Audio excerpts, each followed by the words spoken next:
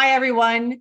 If you care for a child in any way, listen up. If you've ever wondered, am I the only one who feels like I'm messing this up? Then this episode is going to feel like a warm hug, a good laugh, and the deep exhale you didn't know you needed. Today's guest is Adrienne Thompson, certified parenting coach, mom of three wildly energetic boys, and a full on advocate for your heart. Right into the swirl of motherhood, the messy, the magical middle, and gently reminding you that you're not wrong, you're not broken, and you are absolutely not alone. Adrienne brings a joy soaked brilliance to parenting. She's certified, yes, but what really makes her work land is her realness. She lives this. She's in the trenches with you. Her voice is the voice you need to hear in your head on the days when the laundry is never ending, the toddler just licked the floor, and you're wondering if resilient is really a myth. She's helped parents reclaim peace, create strong family cultures, and raise kind, emotionally intelligent kids with tools grounded in neurodevelopment, play, and deep heart connection. And just when you thought she couldn't get any cooler, she spent 4 years empowering people to start their own schools. She's a professional photographer who captures the unseen in between magic drenched moments. And when she's not parenting or coaching or taking those pictures that speak words, she's hiking summits or camping off grid. She walks life barefoot in the soul and fully celebrating all the lemonade that can be made with life. This conversation is going to wake something in you, something powerful, something present, and something true. So whether you're driving to school drop off, hiding in the pantry for a moment of peace, or on your third cup of coffee trying to make sense of it all, lean in. This is for you. Let's dive in with the infectiously real Adrienne Thompson. Welcome to the show, Adrienne. Thank you. Wow, that is quite an introduction, Brittany. Thank you for all of that. Yes, yes, yes, yes. That's what I love about you, Adrienne. From the moment that we connected, you are just feet on the ground, deeply rooted in reality with an encompassing presence of possibility and support. Thank So, you. and you live it in your life. What was the moment when you went from, yeah, I'm doing this like all the other moms and I'm in this, and to like, I have something here. My voice carries a resonance. I can't think of a specific moment. It definitely built upon itself. I am one of those people, though, that even before my son entered the world, I was reading all the books, had all the spreadsheets, all the things.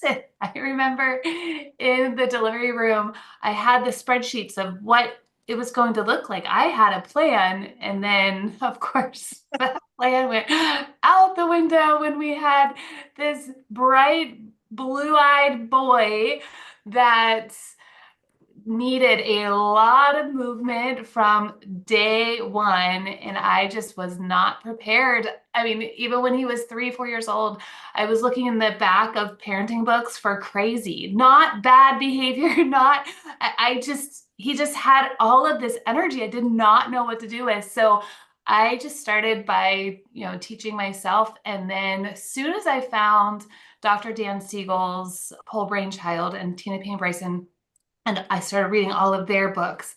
That was the light bulb moment for me when I stopped and said, I can throw away all these sticker charts. I can throw away all of these. We had every kind of chart you could think of to work on behavior.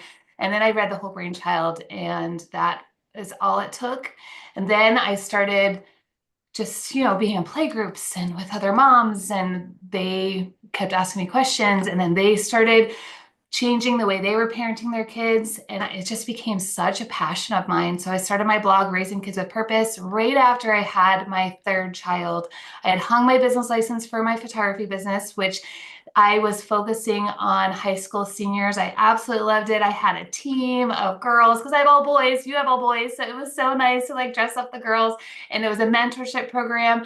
And so then when I had my third, it was just a perfect transition to start a blog and start talking about these things. And then from there, getting my dream job with a startup, helping people parent or helping people educate kids in a way that is neurodevelopmentally appropriate, just like I'm helping people with parenting. So I'm not sure like when I decided. It just, I mean, I could probably even think back to when I was really young and all the kids in the neighborhood. I mean, you could ask my brother and sister, they're 7 and 9 years younger than me, and all the little kids in the neighborhood. I had basically my own micro school, always, teaching them and doing all the things. So I think it's just who I've been since, very, very young. Did your parents nurture that in you?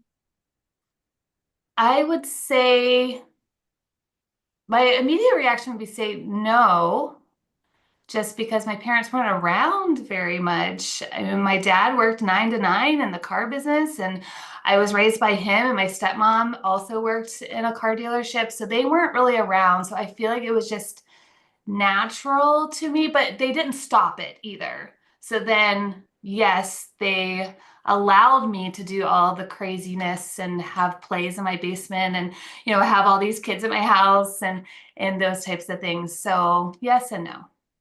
What I love about your explanation of that is so much of what we're talking about in this summit is having the courage to see ourselves as parents, but also trusting in the innate ability of our children.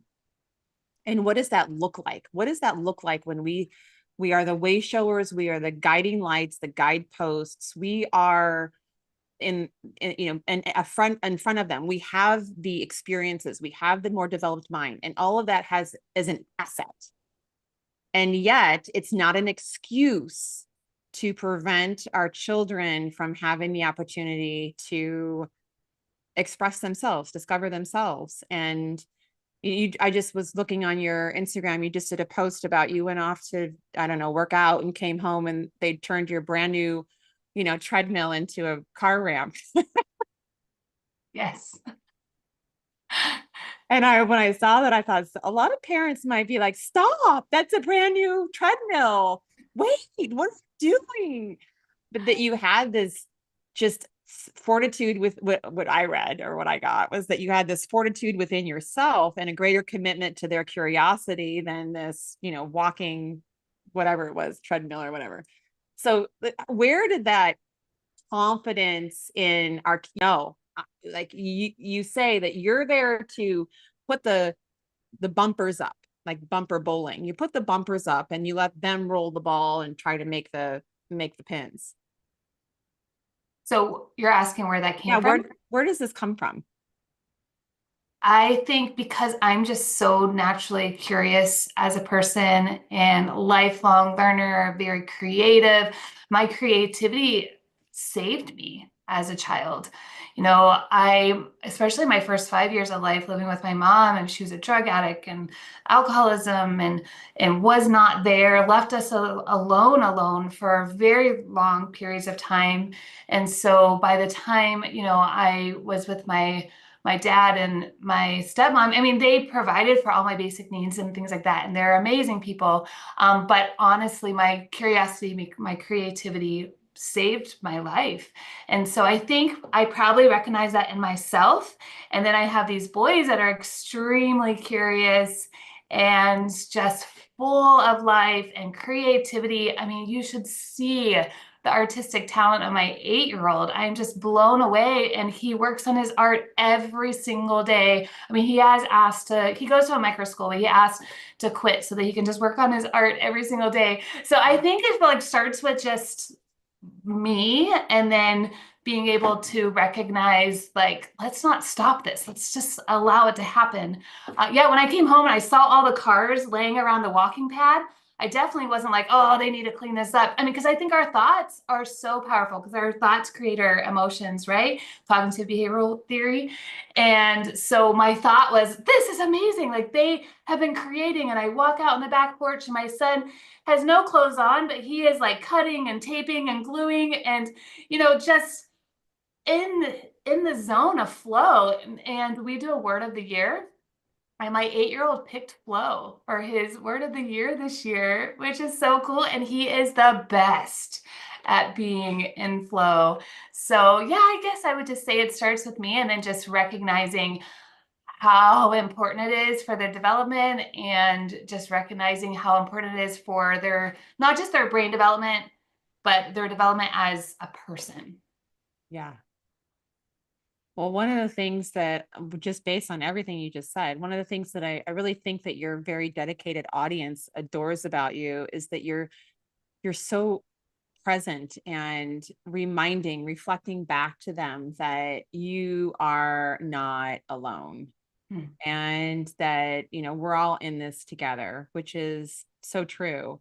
And yet, why do you think that what have you seen in your parenting journey that has so many parents feeling like that they're alone, that they're the only one who's going through this, and if they share it, they're judged, and if anyone knew what was really happening in my house, kind of thing, or as you've brought mentioned to, like, am I, the imposter syndrome and the good enough and the need to be, perceived as a great parent. Where do you think that comes from?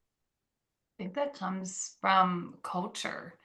I think we're up against a lot of paradigms of, you're a good parent if you have a perfectly behaved child. Let's unpack what a perfectly behaved child is. A child that can sit still, be quiet, only respond whenever they're spoken to. I don't know the exact origins of that, but I'm sure we could look back and look at just the systemic challenges that we have with schools and why schools were created. I think that is a really big part of it, is once schools were created and they were training kids for assembly lines, and they needed to follow suit and follow rules. And so, but then when you look at a healthy development of a child, movement is everything. Movement turns on the brain.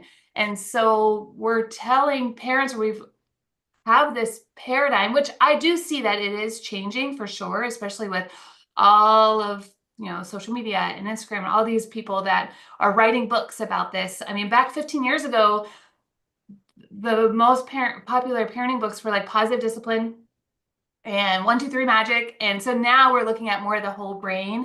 And so I just think that it's coming from just cultural paradigms that we have to fit in these certain boxes. But then when you step back and go, oh, behavior is communication, behavior is an unmet need, behavior is not something that we just need to stop. Then we can be free, I think, from that and having to feel like we need to fit in this certain box. So that's where the aloneness comes from. Because it's like, even when my oldest was younger, and I did stroller strides and different play groups, and just listening to the moms who were doing those books, the 1, 2, 3 Magic, and said, this is just not working for my child. I do 1, I do 2, and it's not happening. So then I think even though no one was judging me, I think because my child wasn't able to do what all the other kids were doing, he didn't know his letters, his numbers, his shapes, when all of the other moms are like, oh, my child knows all their colors. And then, but this kid is building and creating these crazy things out of paper. When he was 3 years old, he created an entire semi truck with working seatbelts out of paper. But I wasn't, talking about that because he didn't know his letters and numbers and colors. And so it turns out he is gifted. He just didn't care about that stuff. I mean, he didn't know his alphabet until he was probably like 5 or 6 because it wasn't important to him. But he was able to read very quickly. I mean, he picked up reading so fast. And so then I think that's why we feel alone, because we don't realize that each child that we have, each person, you, me, we are truly unique and different, and we don't fit in this cultural box that I don't even know how it was created. Yeah, that is so, so true. And that's a lot of what's behind this whole Happy Parent, Happy Child Summit. It's really breaking down this very limiting belief structure that there's right and there's wrong. And that if you do it this way, then you're a good parent. If you do it that way, then yeah, you're rah. And for people to really remove this feeling of black or white, and step into, hey, all of this is for my growth, and it's for the growth and the evolution of my child. And what's the magic in my participation in that? What can I discover and unravel? And it's interesting when I hear your story, it's that the unraveling, and I think this is true for a lot of parents, the unraveling is happening before us, but we are not allowing ourselves to see it because we're so attached to the structure. Like you're saying with the construction paper car, it was, this is quite astonishing. And yet you're not sitting there talking about it because you're like, but he's not doing what society says he must do. And, when I was with my kids, I would go to those first grade classes and the teacher would always say to about my children, your child's behind in their reading and we need to work on this. And I would lean in and I would say, listen, I'm not that parent. What does behind mean? Please tell me what behind means. Behind. I would say, this is where we get, and I would always let them in. I would introduce myself to them as a mom when they would tell me in the first meeting that my child is behind in reading. I'd say, I have read data that my family has a background in education. I have read data that supports that all kids shake out in their reading understanding by the fourth grade. So there's Waldorf, I believe, where kids aren't even given books. I mean, it's all about play and play, play and play.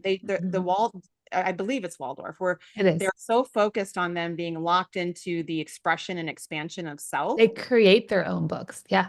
They create their own books. And if you would like to get paper and write words on that, no matter what those words look like, do that.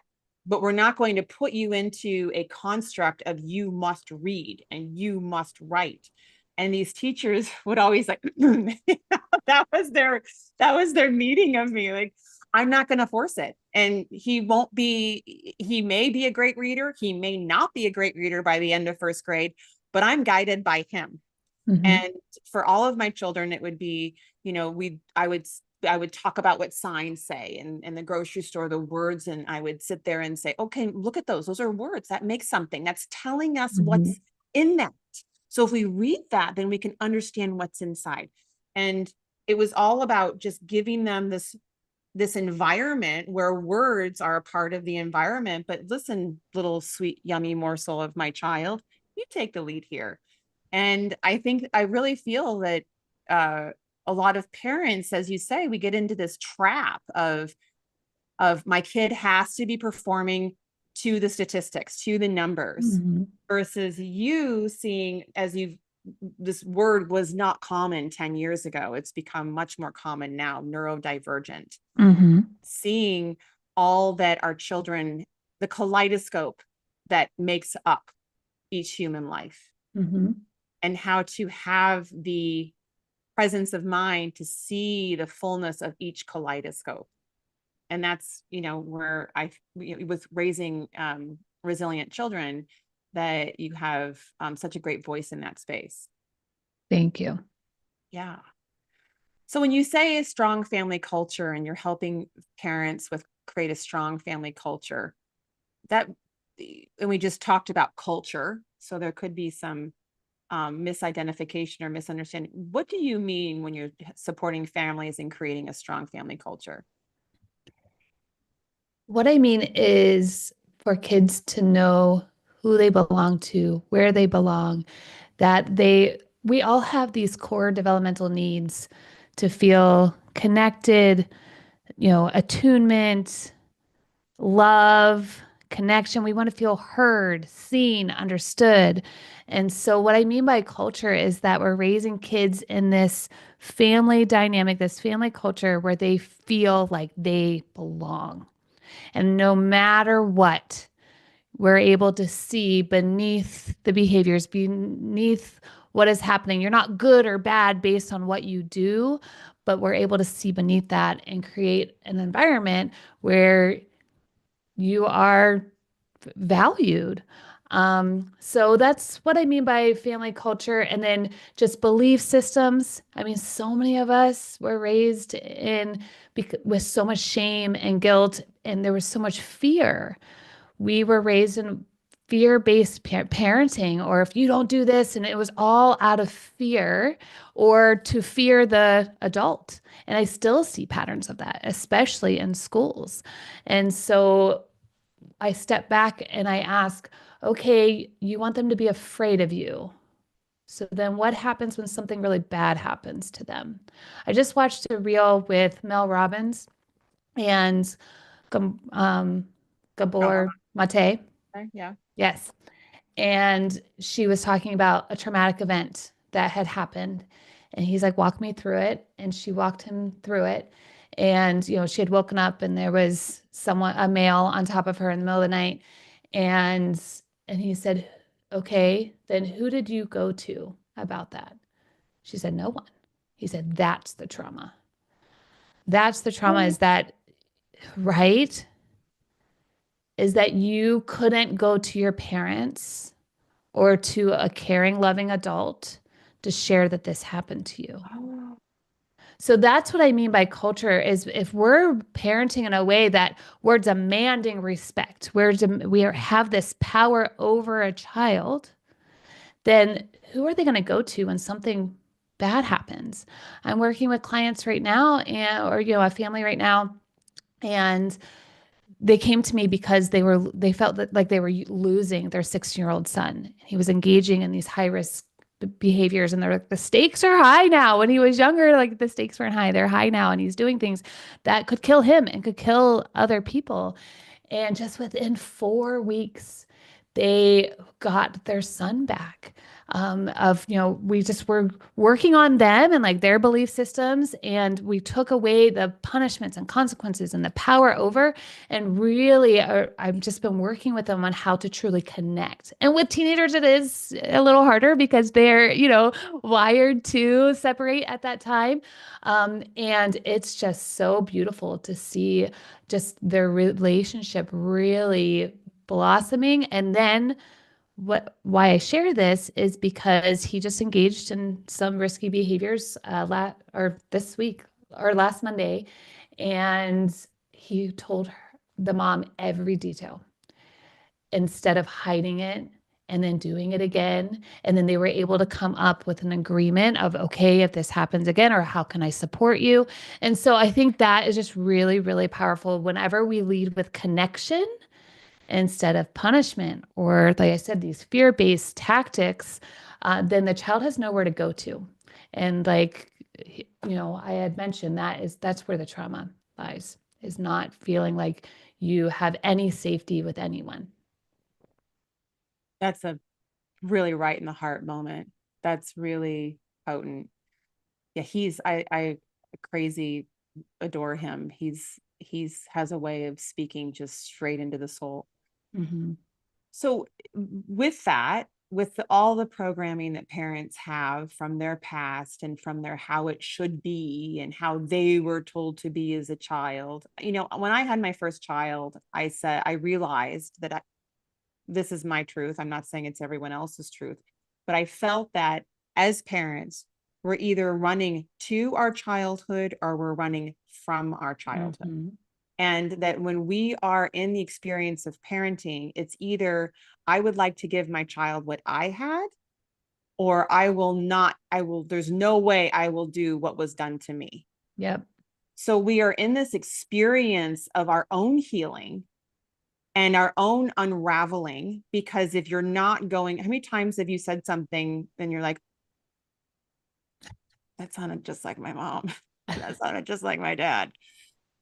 Or I do the opposite, where I am so intentional to not sound like my mom, Yeah, well, yeah. I mean, yeah.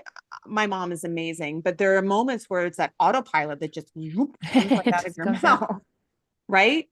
And so what do you say to parents who are in this whole summit's about that? It's about lifting the veil to really see that potency of what the family container offers, the sacred solidarity that family offers, and how the parent's role is vital in that, and in awakening to themselves, having the courage to meet themselves, and no shame, no blame, the courage to say, yeah, I did that.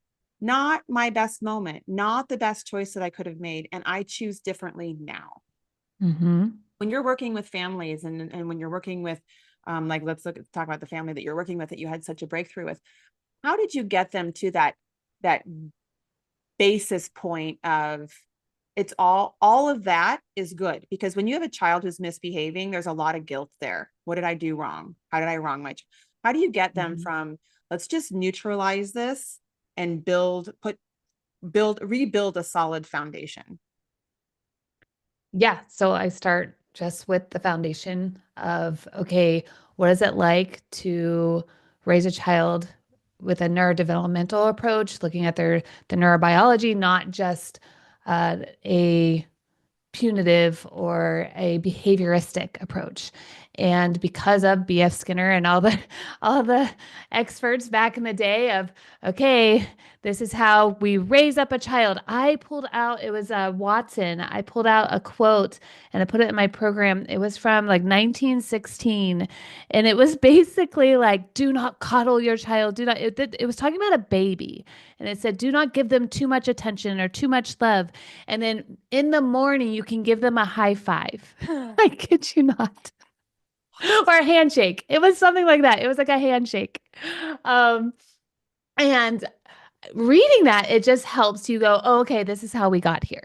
This is how, because I don't know if before that kids were viewed in that way or treated in that way, but it all became, they need to act a certain way because then that is a reflection of us, or it's almost like the parent's role was to control.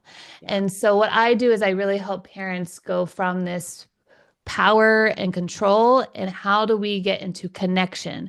And just in the last 20 years, we've learned so much about brain development. And, I mentioned Dr. Dan Siegel. Interpersonal neurobiology I love reading the research and the data, but not just that, but then looking at how it's actually applied as well. And so where was I going with this? Help me, Brittany. You were looking at the data and looking at, this is where we came from. Yes. What was your question? Oh, how do we support parents, and that it's there, anything back there is not shaming, it's not a criticism. How do we build a foundation moving forward and a witness that the opportunity is to create a sacred family environment is there for all of us right now? Yes. So I think it's to tease apart that, your child's behavior is a reflection of you, and then repair, repair, repair. I have a whole week on ruptures, reflection, and repair. A lot of times we hear about ruptures and repair. So rupture is anytime, if you yell or your child's yelling, or if there's this disconnection in your connection, how do we come to repair? And the research is very clear. And like I said, I see it in homes as well. Very, very practical is apologize, be aware, ask for forgiveness. A lot of us adults weren't given that because our parents weren't given that. And so it's just these generational patterns we're able to break and stop. And then just, what I was getting to with bringing up the research, just in the past 20 years, we've learned so much about how the brain develops and what a developing child needs in order to grow in a psychological and an emotionally healthy way. And behaviorism is not the ticket. That is not, if you want someone to really fully come into their identity and have a connection with who they are, behavioristic, punishments and rewards and consequences are not going to get you there with a child. And I think another thing is too, so many parents, because they were parented this way, view children as if they have a fully developed brain. As soon as they can start talking, so there's this expectation gap. And so it's like we have these expectations. I have a friend that came to me and was telling me that her daughter knows that she's hurting her. She looks at her in the eye and she hits her and she knows she's hurting her. And her daughter was 18 months old.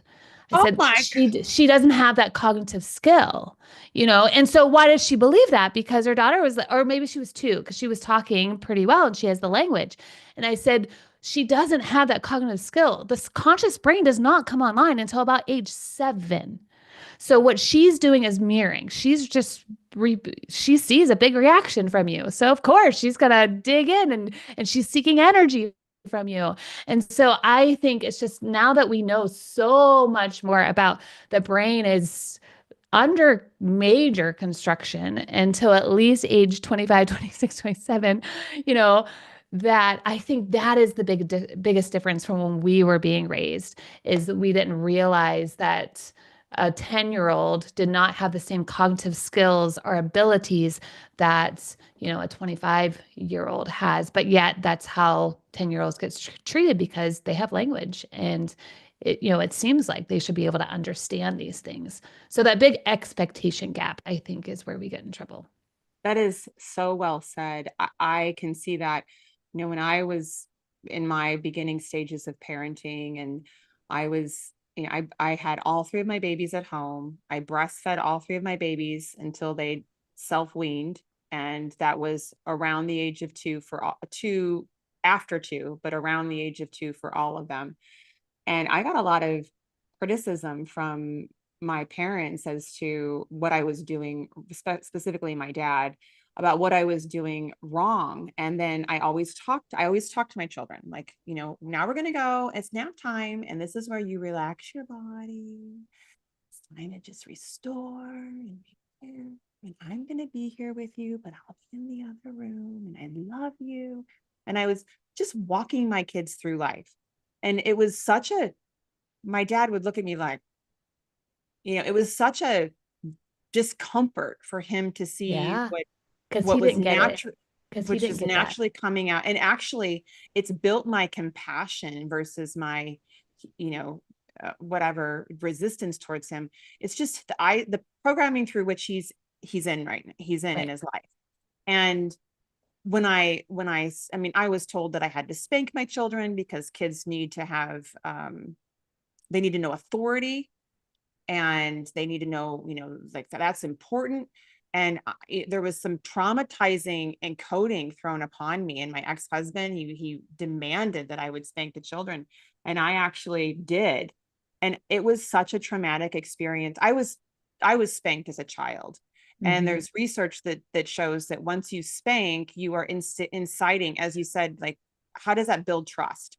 And Mhm. spanking is It teaching destroys it. children that you handle conflict with physical violence. Yeah. And so, you know, that was one of my things as a parent that I had to really overcome with guilt, and speak to my 3 very rambunctious, joy-filled boys.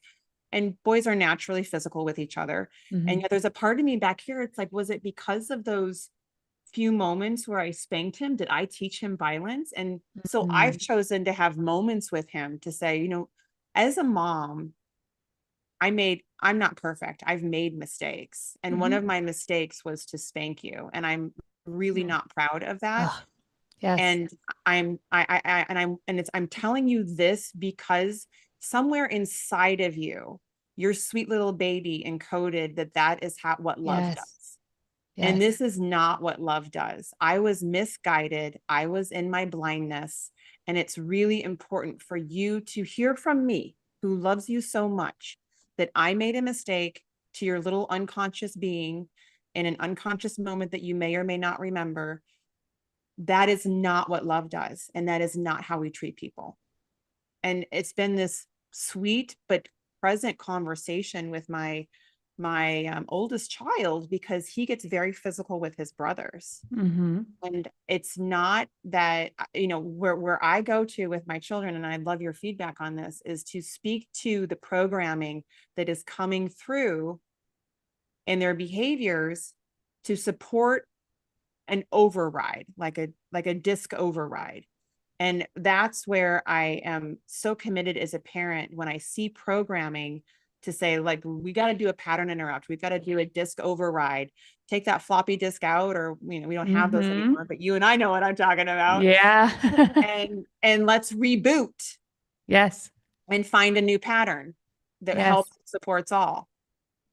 Yeah, that reminds me of a powerful video by Bruce Lipton talking about basically how you're describing it. Is we have this program that's downloaded that 0 to 7 years of age is if you have a child in that 0 to 7, I mean, that is like where so much of the brain is built. And what he talks about, that's the programming. So then it can allow us to have compassion for our parents or our grandparents or all these, generational patterns and they didn't have the knowledge. Now we have too much knowledge. There's so much that, at our fingertips.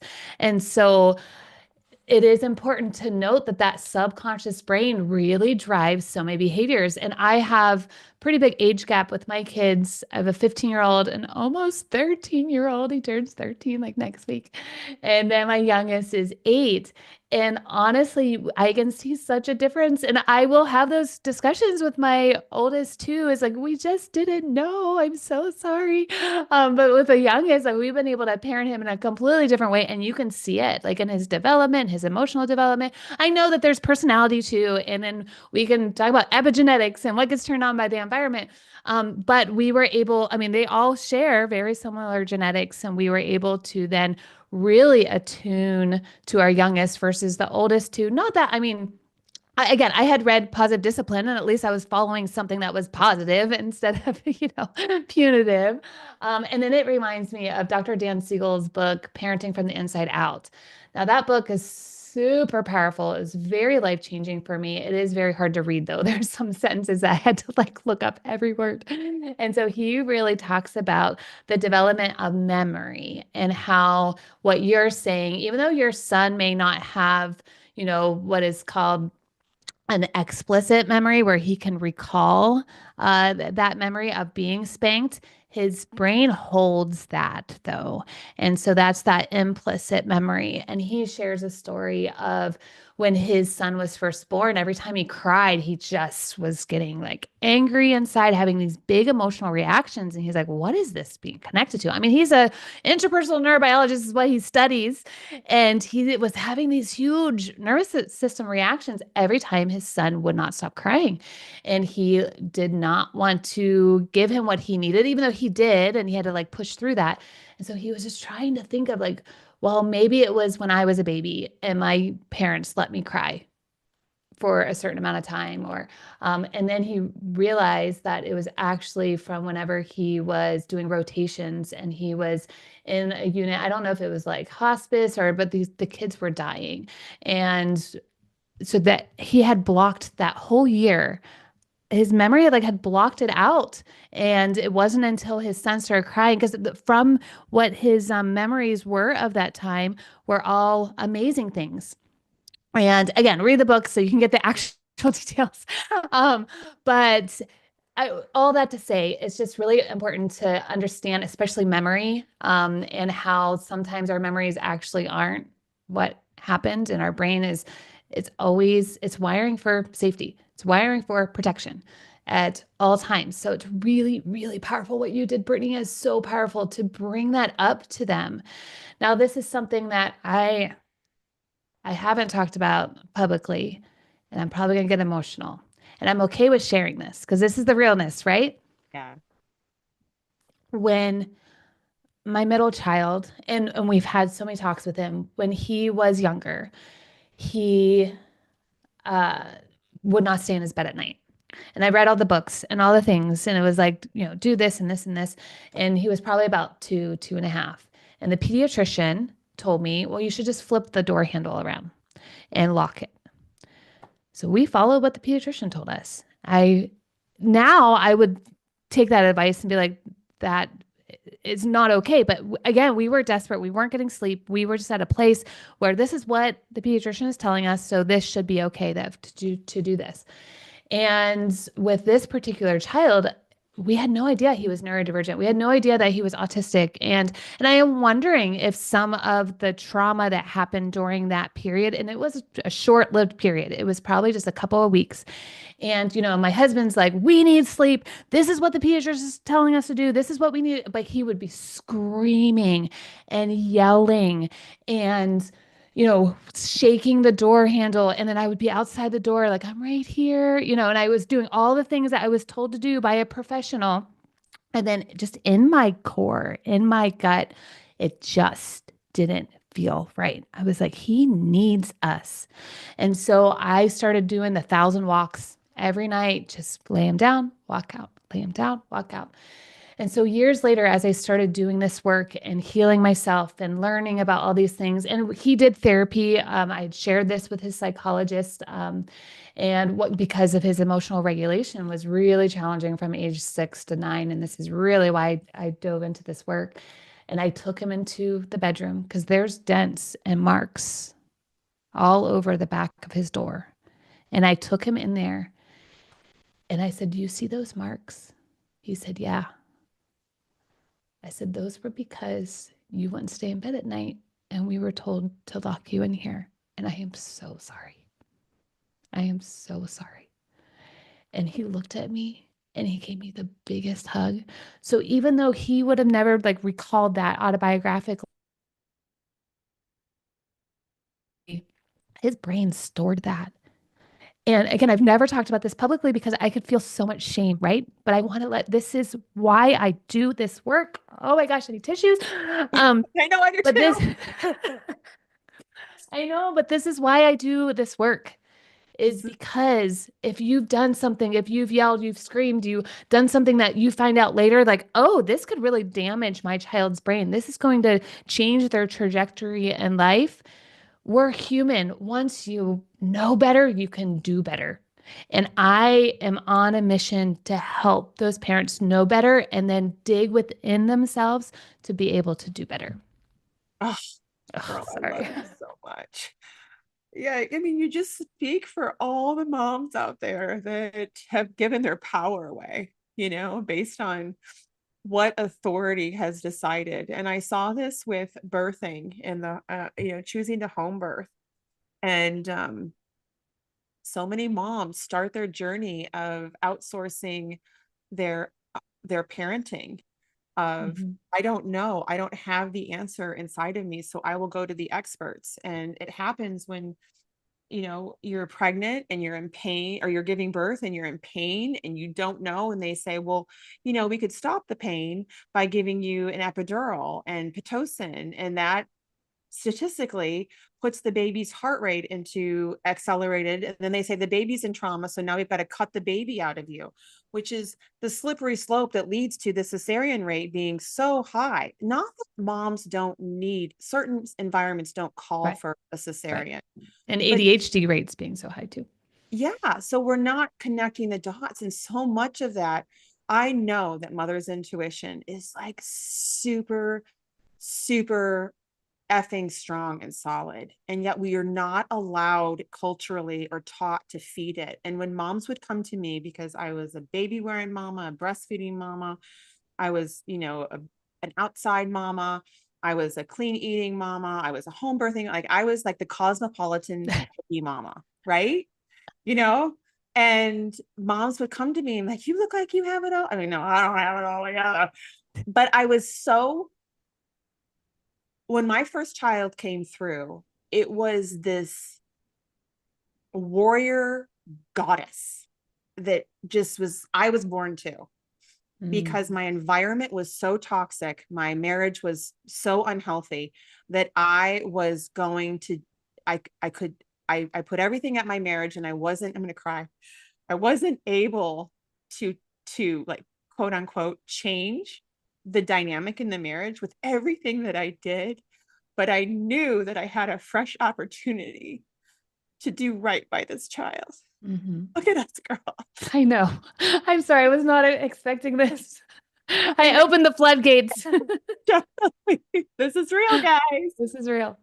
To do But right this by is what people aren't talking about when you're going typically on, these summits, or you're seeing all this professional advice, and it's like, do this, do this, do this. It's like, okay, but then where's the real life? And I mean, that stuff's great. And that's how I've gotten to the place where I am. But then it's like, we got to talk about real life stuff, because this is how we don't feel alone.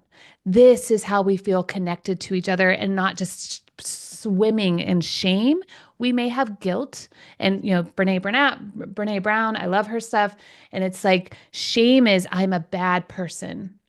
Guilt is I did something not great and I have the power to change that. So it's real. So sorry to hijack what you didn't were hijack. You saying. couldn't possibly, you add to. And this is what I said to you when we first spoke. It's like, you said, what are we going to talk about? And I said, I am present to what comes out of us. And that's from my TV background. The best conversations I've ever had is when we create organically by just being present and heart-centered.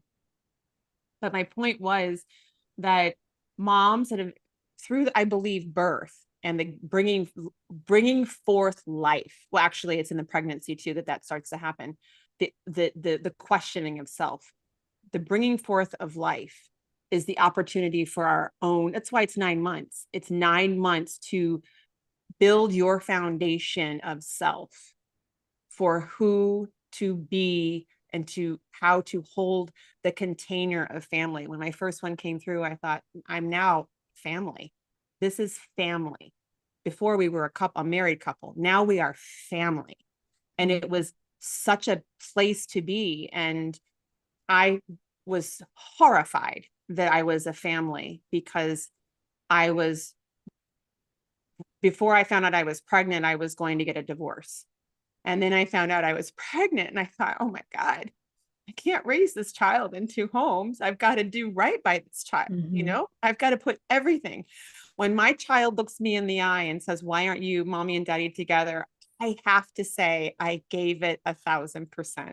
And so I was in such a place of like demanding of myself to do right, and to honor this life that had come through. And there are parts where I really gave my power away and listened to others. And that's where, the experience with spanking came in. That's where the yelling came in. All these experiences with my children that I had a very intimate conversation with my 14-year-old back to the door with your son.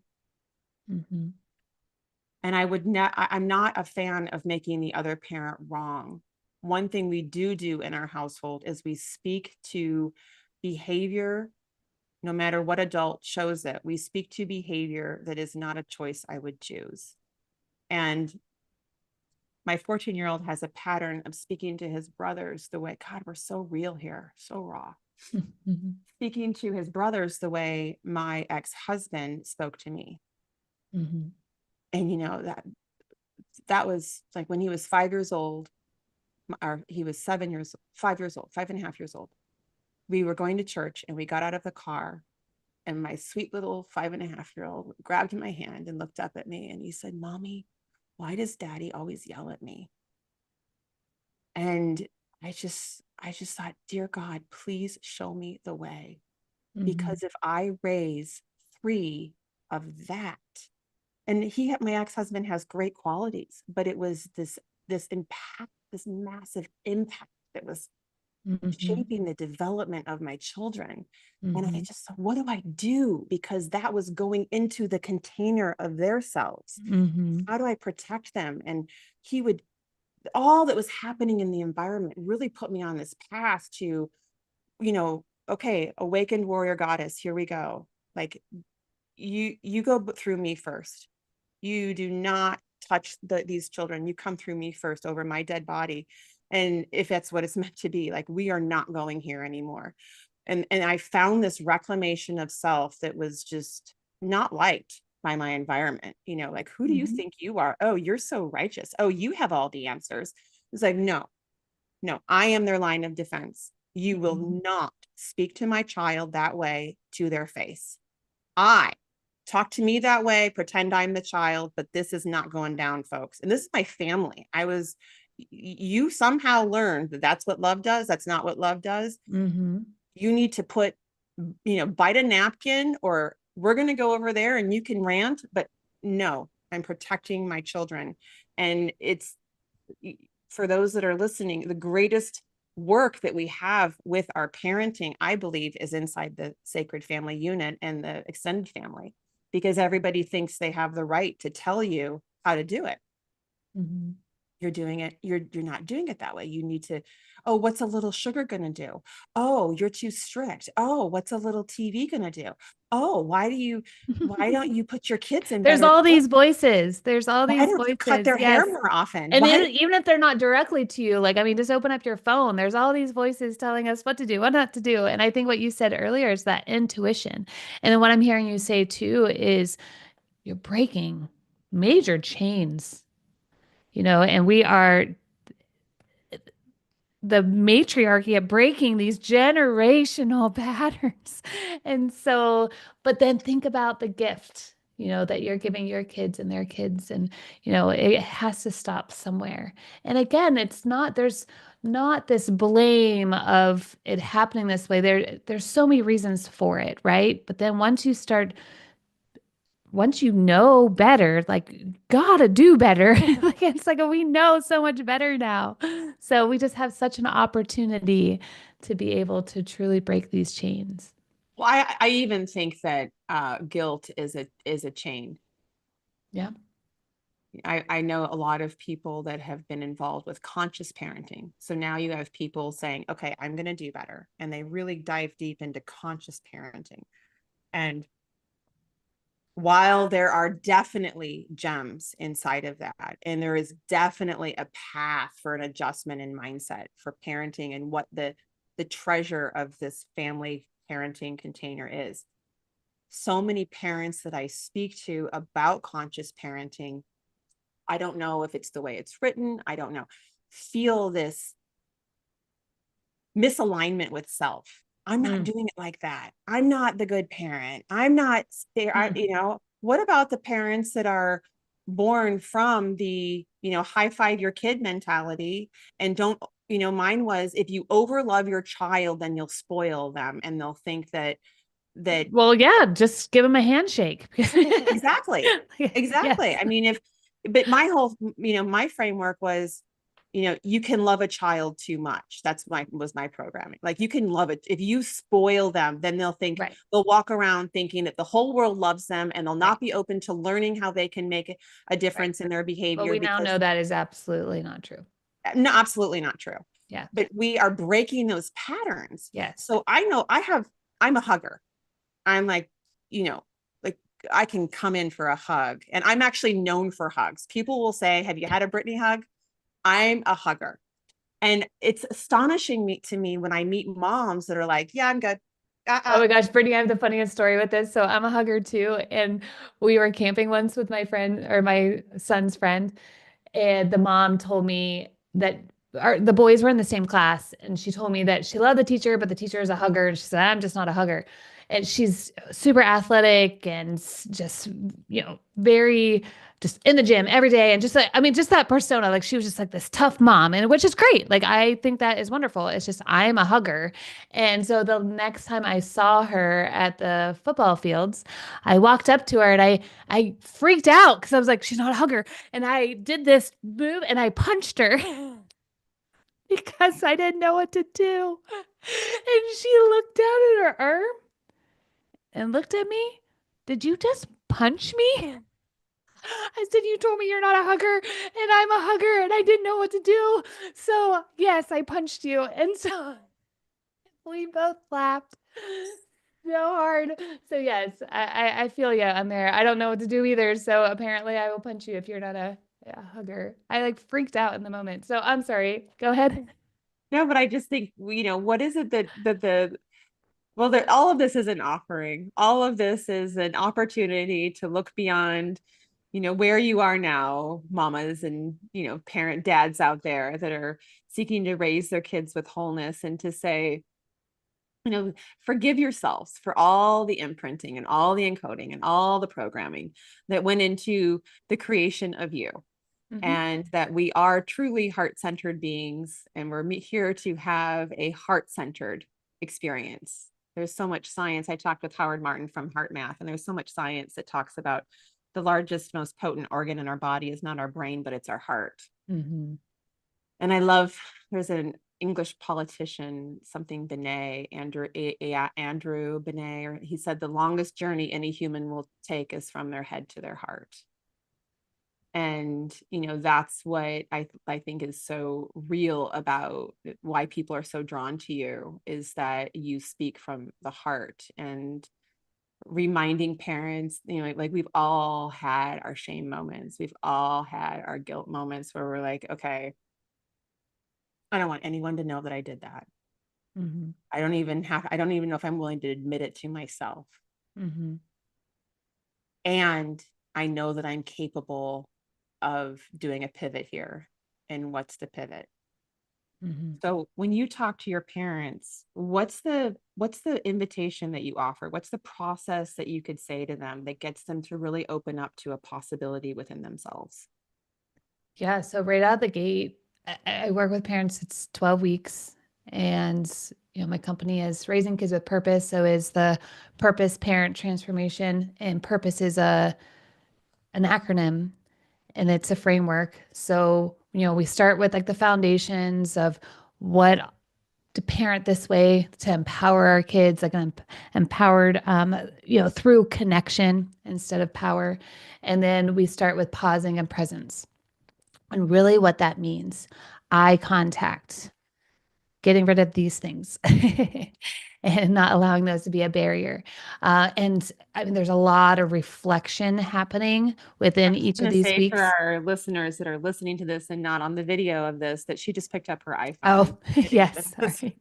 The iPhone. I mean, you could think of anything that would, prevent you or block you from being fully present with your kids. And so we talk about mindsight. Mindsight, again, comes from Dr. Dan Siegel. And it's more than just empathy. It's really just this embodiment and this being able to truly understand what that other person, is going through.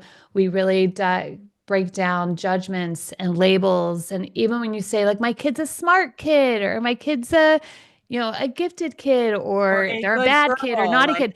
Yeah. Just like what we're then seeing our kids through that label, and then how we label ourselves as well. We talk a lot about fear cycles and projection of that fear and how that shows up. Throughout the program, there's a lot of awareness. We really focus on self-awareness, integrating the brain. This is fascinating to me, is if we as adults weren't didn't feel seen, heard, understood, didn't have these core developmental needs met, when the frontal lobe may not have fully developed. So then we're trying to parent these children with very underdeveloped brains and nervous systems that are 100% dependent on ours, but we didn't even have that chance to have that full development. So throughout the program, we really are working on the brain integration of the adult. And then, we talk about like logic override, and there's lots of tools and things that I share to get you there. So we start with pausing and presence. And then I do move into understanding the whole child. So we go into, brain development, the nervous system. I love the polyvagal theory, and I really teach on just understanding our own nervous systems, our children's nervous systems, attachment. So those are 3 separate weeks. And I help the parents see how they were attached, and then how their kids are attaching to them, and how they're attaching to their kids, and what that looks like. And then we move into, as I mentioned, the ruptures, reflection piece, repair to reconnect. So lots of R's there. And so whenever a rupture happens, what that looks like, how to have an empowered conversation. I mean, there's a whole recipe of like a meaningful repair of, you start with, I did this, or I noticed your reaction when this happened. Just a couple weeks ago, I was trying to get a workout in. I really needed a workout, and I'm back in my husband's casita. We had like a little gym, and two of my boys came out, and they're just fighting, and they're just bickering, and who gets the weights and who does this. And I typically don't yell. I typically don't snap. But I wanted to get that darn workout in. And so I was just like, stop fighting. And again, I don't normally treat my kids like that. And I could see my youngest, he is a highly sensitive person. I'm a highly sensitive person. And I could see just this look on his face of terror, fear. It just, I mean, it was a glimpse, but I could feel that. So I ended up getting my workout in so then I could I could then communicate in a healthy way. And I sat down with him and just said, "Hey, I saw your face. Was that scary when mom, told you to stop fighting with your brother?" And his whole body just relaxed. And he looked, and I was fully present with him. And he said, "Yeah, I was really scared. I'm sorry. I just wanted to use the 10-pound weights." That's all he wanted to do. And so, but that really helping parents like have this meaningful repair, because what are we doing? We're modeling.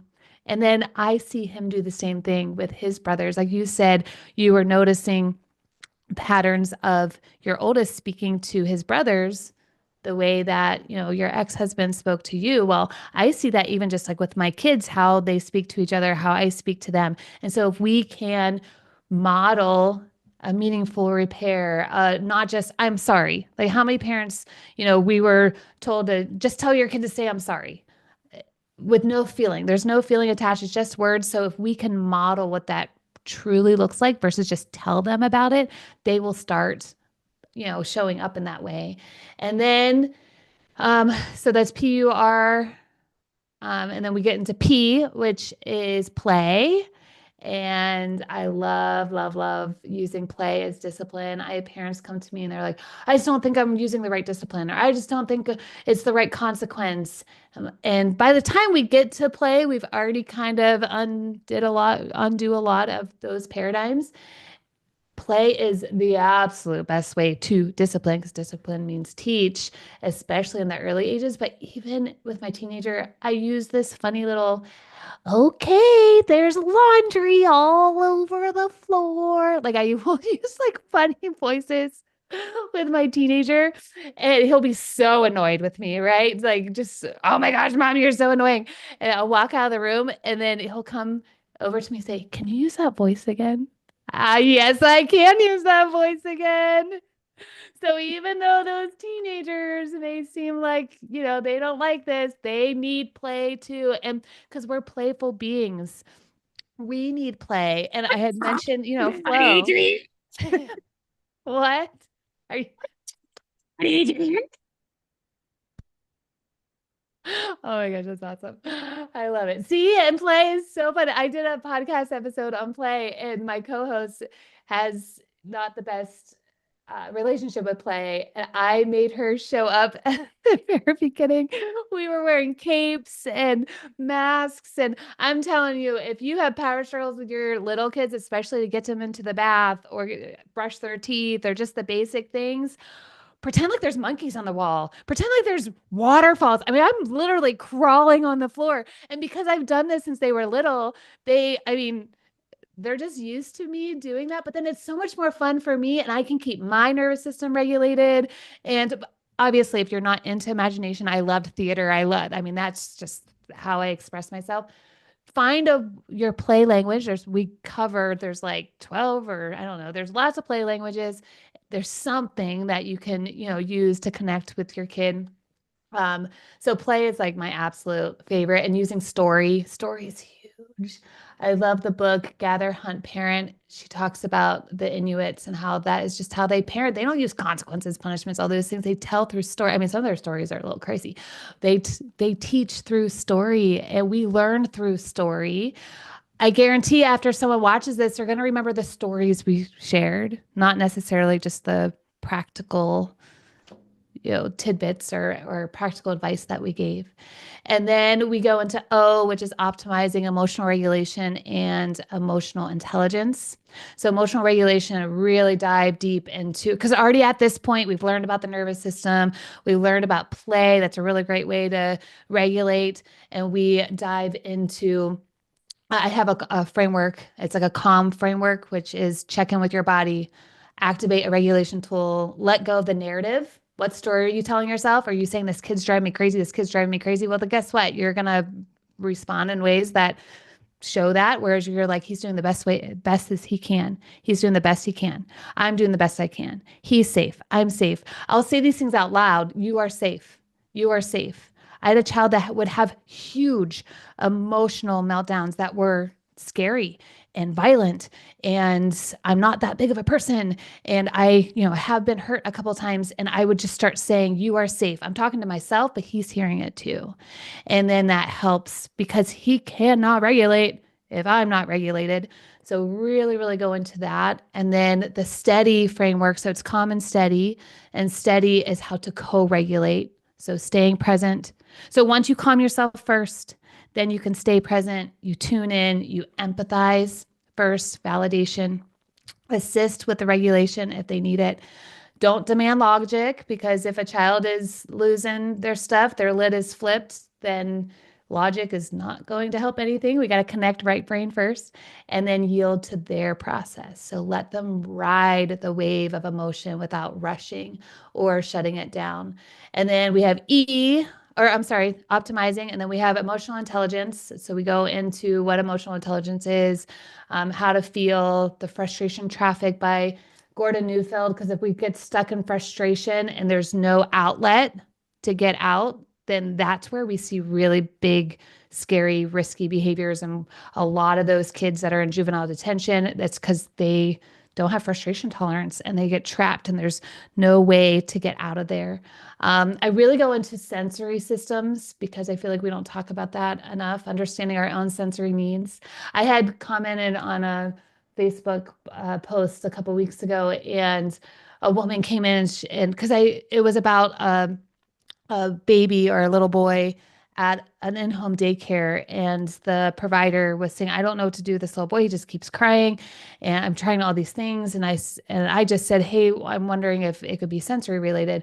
And then someone chimed in and was like, everyone's just blaming everything on sensory processing disorder. I said, that's not what I'm doing. Every single human, you, me, like anyone listening to this, has 8 sensory systems, and we all have different sensory needs and different sensory preferences. So you don't have to have a disorder. It's just understanding, like, if your kids are super loud and you're feeling really stressed in your body, guess what? You probably have just a very small tolerance for sound, and that's your auditory sensory processing.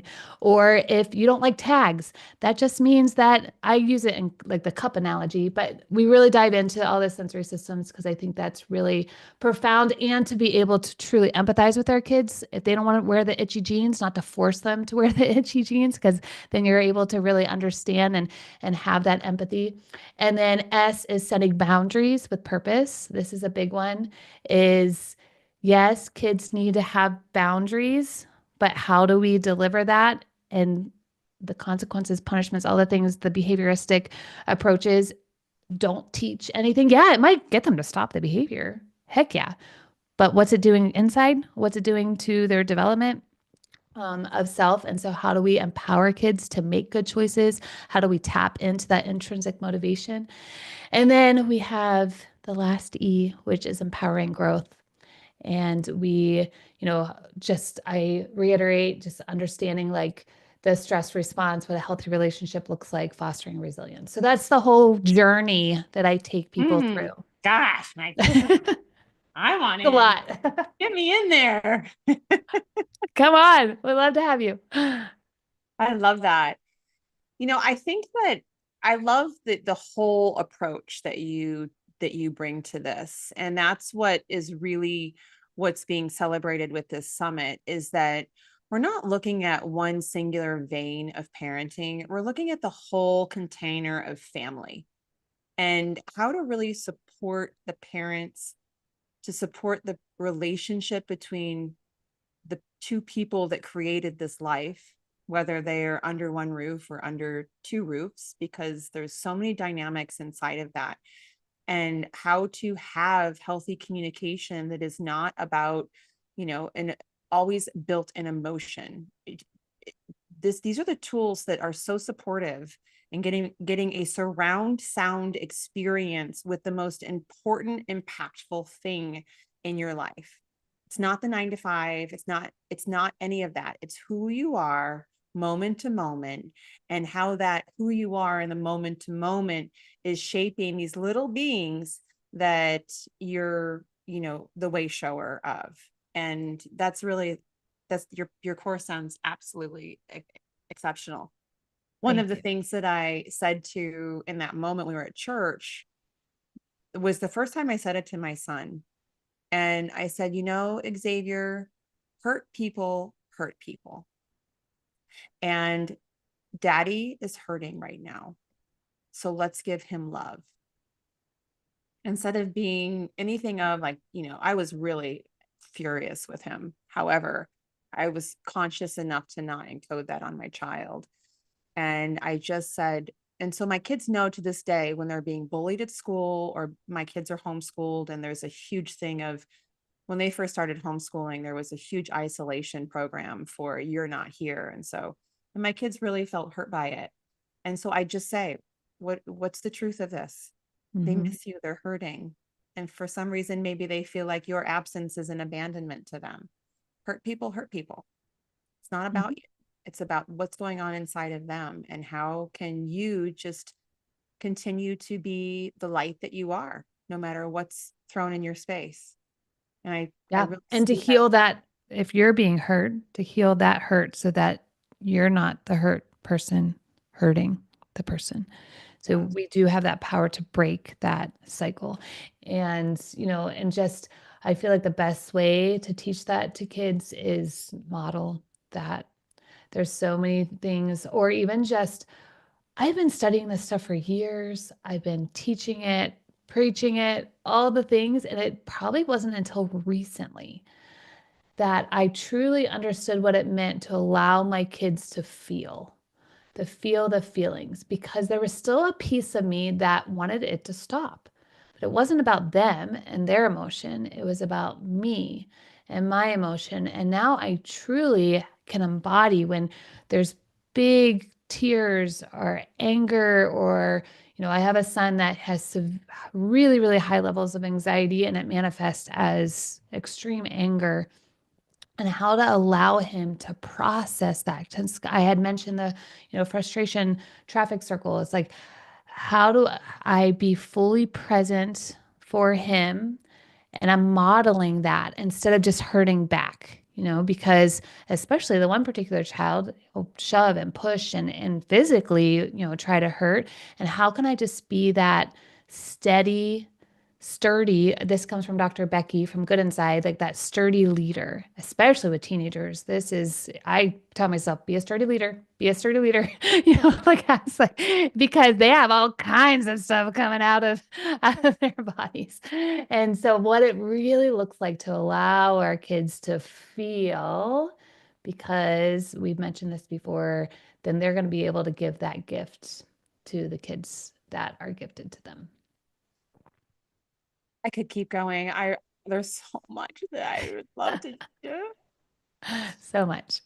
You are a tremendous blessing. I'm in awe of your intake, the amount of content that you have assimilated, that you have downloaded into your beautiful brain, that you have assimilated into a very doable healing process for healing, and to create a lot of dynamics inside the family that say, I see you. I And you truly believe that God gave me my story for a reason. I can look through and I can sit in the why me, or I can sit in the how can I use this to help others. We mentioned at the very beginning, so many parents feel alone, but you don't need to feel alone. And so I truly, and I coach, or I'm a youth leader to ninth grade girls, and I tell them, like, God is giving you this story. I have a particular girl who has been sharing with me, CPS took her and her brothers from her mom a year and a half ago. She's being raised by grandparents here, and her dad just took his life this past week. And she came to church like 6 weeks ago, someone invited her and she has not missed a Sunday. And I told her, I'm like, God's going to use your story. He has you here for a reason. And so we can sit in this, like, oh, this happened to me, or I was parented this way, but you can break that. You can totally, and it's interesting when you're like, I can't believe you've assimilated all this information. I thought I was so stupid growing up. And why is that? Because I didn't test well on standardized tests. And I did have straight A's because I was a high performer. But as far as like standardized tests, I was just like, well, I'm just not smart. I'm just not smart. I'm just not smart. And then as I started like just consuming all of this information, and I still probably have that core limiting belief somewhere, but it's like, look how miraculous our brains are. It's not just about me, but you can be smart too. Like everyone can. Like, look at the neuroplasticity and how our brains can change. I just get so excited about all these things. So I appreciate your words and just that you invited me to be part of this summit alongside these kick butt experts. I'm just blown away. So this is just a little plug. Come to the panel on Friday. I'm telling you, it is just, I am just blown away. I got to do the panel on last Friday. And so, yeah, I mean, we're all given a story. We can just, sit in loneliness and just feel like, why me, and not have, feel like we have no reason to live, or we can look at that story as our purpose and how we can really use that to help others. And because that's how we're created, to be in relationship with others. Absolutely. Connection, connection, connection. And how do we remind people that, back to like, I'm not a hugger, where do we make it safe and unravel where that connection was thwarted in some way, to really seek to connect with themselves first and foremost, and Yes. the intimate world around them. Yeah. Yeah. So you don't have me punching you. No, I'm kidding. Totally kidding. I'm excited for what's to come. I'm so excited. So you're offering our VIP 50% off that purpose, which is your course, which is really amazing. And then you also have a free download for anyone who's signed up for the summit. And that's on family values. Family values and goal setting. So it's a whole toolkit. So I started my blog, like I said, in 2018, and I just love creating these toolkits for families. And they're not just for the parent to use, they're to do with your kids, and they're colorful and fun. And so this one is all about family values. There's a whole list of family values, and then there's some questions to do with your family. And there's a little, family values poster so you can hang it up, because especially when it comes to like discipline or rules, or why you have these boundaries, you can constantly keep going back to like, well, remember, these are the values that we came up with as a family. This is what is important to us. So that's a really, really great tool. And then goal setting, and how you can, come together as this united unit, this family, that you matter, you belong, we belong, and come up with some really cool goals that you can accomplish together. And there's a whole packet on that. You're the bomb diggity. You are such the bomb diggity. You are too, Miss Brittany. You are too. I found you because of this summit. You were one of the great treasures that has, and just as a sister in life, I mean, like, so crazy. Appreciate you. I love what you're doing. And I look forward to what's to come. Yes, thank you. This is my first summit, thanks to you. So I appreciate, just like I said, thank you so much for inviting me. Simply a launching point, my dear. Yes, thank you. Thank you. Have a beautiful day. Bye, everyone. Thanks.